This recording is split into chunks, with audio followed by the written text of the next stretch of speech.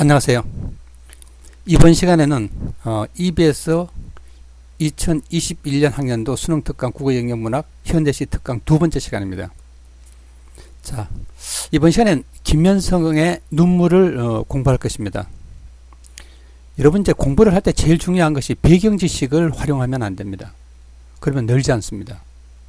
그래서 김현성 눈물 할 때는 벌써 자식의 죽음을 노로했다든가 뭐 이런 이야기를 하면 안 돼요. 그러면 거기에 맞춰서 시를 읽게 됩니다. 문제는 이거예요. 끼워 맞추는 해석은 되지 않습니다. 그냥 상식적인 글로서 객관적으로 해석하는 게 가장 중요합니다. 저는 그 어떤 이야기도 하지 않고 문맥의 흐름에 따라서 그냥 독해를 해보겠습니다. 여러분 제가 독해라고 하는 것은 기본적인 글 읽기, 다시 말하면 우리가 일반적인 글을 읽듯이 시도 읽을 수 있습니다. 그래서 여러분들은 제가 일부러 감상이나 비평이란 말을 하지 않습니다. 학생들은 대개 감상이란 말을 쓰고 전문가들은 시 비평이란 말을 쓰죠. 자, 그러면 이제 한번 읽어볼까요? 여러분 시를 해석하는 데는 서두르지 않는 게 좋습니다. 제 말을 여러분이 들을 게 아니라 여러분 스스로 해석을 해보는 거예요. 그게 중요한 거예요. 제 말을 듣고 이해하려고 하지 말고 여러분 스스로 해석하는 능력을 키우는 게 중요합니다. 자, 한번 읽어보겠습니다. 눈물. 여러분 일반적으로 눈물하면 무엇을 떠오르나요? 크게 이제 몇 가지입니다. 첫째, 긍정적인 눈물도 있을 수 있고 부정적인 눈물도 있습니다. 대부분은 이제 부정적인 눈물이 대부분이겠죠. 어떻게 보면 또 눈물은 뭐의 이미지가 있나 하면은 정화의 이미지도 있습니다. 눈물을 흘리고 나면은 지나간 감정이 전환이 일어나죠. 카타르시스가 일어날 수도 있습니다. 근데 이럴 때는 두 가지 요소를 동시에 가질 수 있어. 과거 자체가 부정적이었다면은 눈물을 통해서 감정의 극복이 일어나기 때문에 긍정으로 변하는 것이죠. 그렇게 해석할 수도 있습니다. 어쨌든 눈물은 이처럼 다양한 해석이 가능합니다. 근데 우리가 이제 여기서 이제 다룰 것은 이런 것이죠. 이 시를 어떻게 읽을 것이냐 하는 거예요. 자, 한번 읽어볼게요. 들어는 옥토에 떨어지는 작은 생명이고자 라는 말을 통해서 내가 이제 작은 생명이고자 했던 것이죠. 그래 뭐야? 이 옥토라는 것은 아주 긍정적인 세계죠. 긍정적인 세계에서 굉장히 긍정적이면 작은 생명이 어떻게 돼요? 보다 꽃필 수 있겠죠. 예. 그래서 보다 가치로운 존재가 되는 겁니다. 나는 옥토에 떨어지는 생명이고자 한 것이죠. 여러분 한번 생각해 보세요. 나쁜 땅에 떨어지지 않고 좋은 땅, 다시 말하면 좋은 환경에 인간이 하나의 그 속에 살면 우리는 행복을 가질 수도 있고 혹은 뭐냐면 내 삶을 보다 가치롭게 형성할 수 있는 것이죠. 그런 이야기를 하는 거예요. 근데 이제 두 번째 보면은 나의 전체가 이것뿐이라고 이야기하는 거예요. 내 전체가 이것뿐이다.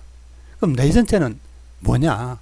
그러니까 오로지 내 전체에서 가장 어떤 깨끗했던 순수했다는 것은 이것뿐이라는 거예요. 그래서 이가 무엇을 지시하느냐? 이제 의미를 생각하게 되는 것이죠. 그렇죠? 그러면 이게 눈물이라는 것을 알 수 있습니다. 문맥적으로. 전체적인 흐름으로 맥락으로 보면 이걸 눈물이라고 해석할 수 있습니다. 그럼 여기서 눈물이라는 것은 어떤 거예요? 나의 전체이면서도 흠도 티도 금도 가지 않는 존재, 이렇게 말할 수 있는 거예요. 그러면 어떻게 돼요? 순수하고 깨끗한 순결한 존재, 이렇게 해석을 할 수 있는 것입니다. 그 다음으로 여기서 이제 이야기 하나 끝나고 이제 그 다음으로 이야기가 넘어가는 거죠. 그래서 이제 이건 이제 화자가 살짝 바뀌는 거죠. 더욱 값진 것으로 드리라 하올제. 이건 뭐야? 어떤 화자가, 그러니까 어떤 외적 화자가 내적 화자, 여기 이 속에 다른 사람이 여기 안에 있는 화자에게 말을 하는 것이죠. 이 안에 화자는 누구죠? 나죠. 나. 어떤 화자가 나에게 이야기하는 거예요. 더욱 값진 것이 있으면 그것으로 줘. 이 말은 뭐예요?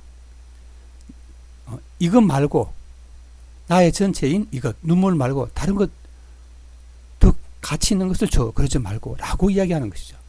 그럼 나는 말하죠. 나의 가장 나아종지는 것도. 그러니까 가장 가치 있는 존재죠. 여기서 가장 나아종지는 것은 가장 가치 있는 존재. 이것도 이뿐이라는 것입니다. 이뿐은 바로 결국 뭐예요? 눈물이라는 것이죠. 그러니까 티도 없고 흠도 티도 금도 가지 않는 어떤 그런 내 전체, 내 몸 나 중에서 가장 전체라고, 전체 속에서는 오직 이것밖에 없다는 거. 그 다음에 가장 나중지는 것, 가장 가치로운 것도 이것밖에 없다고 나는 이야기하는 것입니다.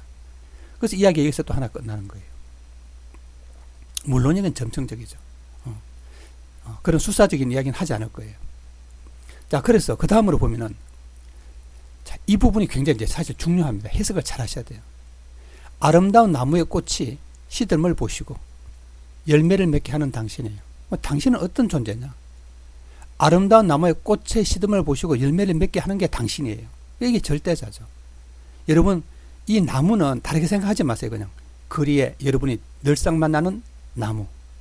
그 나무의 꽃이 시드름을 보시고 뭐냐면 열매를 맺게 하는 거예요. 여러분, 꽃이라는 것은 그냥 아름답기만 해요. 그렇죠? 하지만 열매는 뭐예요? 생명을 잉태하는 존재죠. 그렇죠? 저 위에 있는 작은 생명과 같이 뭔가를 열매를 맺어서 그 다음에 생명을 잉태할 수 있는 그런 가장 가치 있는 거죠. 아름다움으로 끝나는 게 아니죠. 그러니까 늘면 또 이걸 다르게 말하면 보통 꽃을 피워야 열매를 맺잖아요. 그럼 꽃을 통해서 우리는 뭐를 보는 거예요? 열매를 잉태하는 게 절대자인 것이죠. 그냥 이야기를 하는 거예요. 그러니까 여기서 이야기가 하나 끝나긴 하죠. 근데 얘는 얘하고 연결되는 거죠. 그러니까 이거는 이제 신이 절대자가 한 것이죠. 여러분, 꽃이나 열매를 아무나 맺게 하는 것은 아니죠. 나의 웃음을 만드신 후에 나의 웃음은 뭐예요? 기쁨이겠죠. 그렇죠? 나의 어떤 기쁨인 거예요. 근데 나의 기쁨 속에 뭐예요? 눈물을 지어주는 거예요. 그래서 나는 이 눈물의 의미를 누가 주는 거예요? 당신이 주는 거죠. 나의 웃음 만드신 후에 새로운 나의 눈물을 지어주시다니까. 지어주시다는 말 속에 이게 당신이라는 것을 알 수 있습니다. 그러면 도무지 나는 이런 거죠. 이런 생각을 하게 되는 거죠. 길가에 있는 혹은 정원에 있는 나무에 꽃이 시듬을 보시고 열매를 맺게 하듯이, 그렇죠?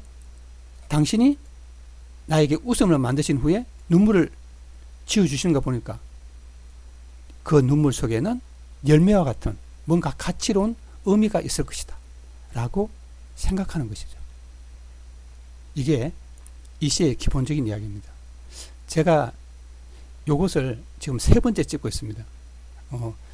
이야기를 너무 길게 해서 제가 짧게 하려고 노력을 해도 지금 8분 거의 30초에 가까워지고 있습니다.